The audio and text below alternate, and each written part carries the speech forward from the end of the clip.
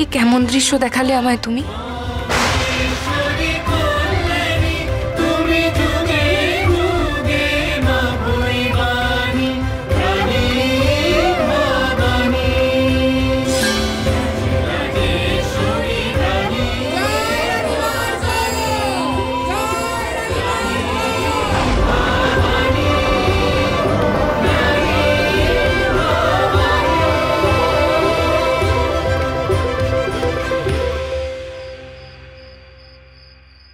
কি হলো মা, থামলে কেন?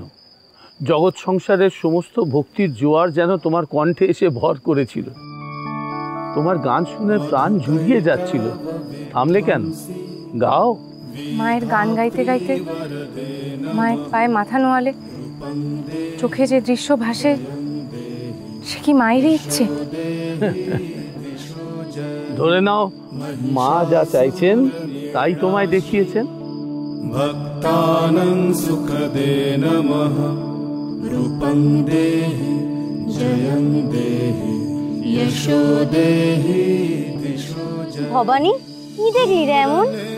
কি উত্তর দেব মা? শিবানীর তামাশা আর তোমার ইচ্ছে এইভাবে মিলে যাচ্ছে কি করে? এর কার্য কারণ কিছুই যে আমি বুঝে উঠতে পারছি না মা। দিশো জয়।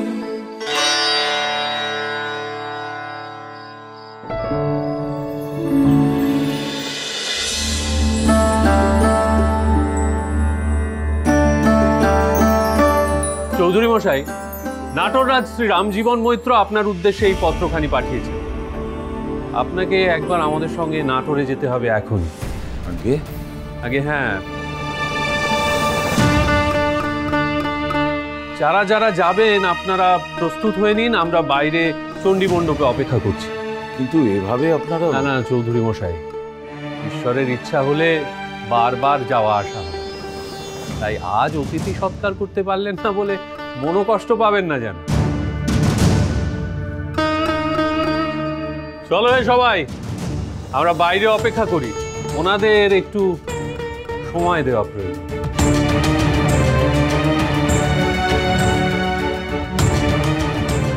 কি হলো ঠাকুর জ্যাঠা?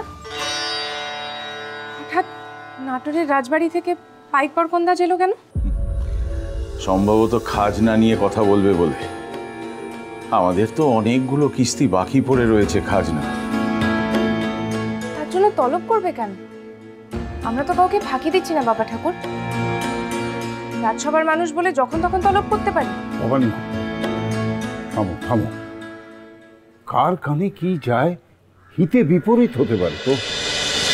রাজরাজেশ্বরী রানী ভবানী, সোম থেকে রবি প্রতিদিন রাত 8:30টায় স্টার জলসায় ও জিও হটস্টারে।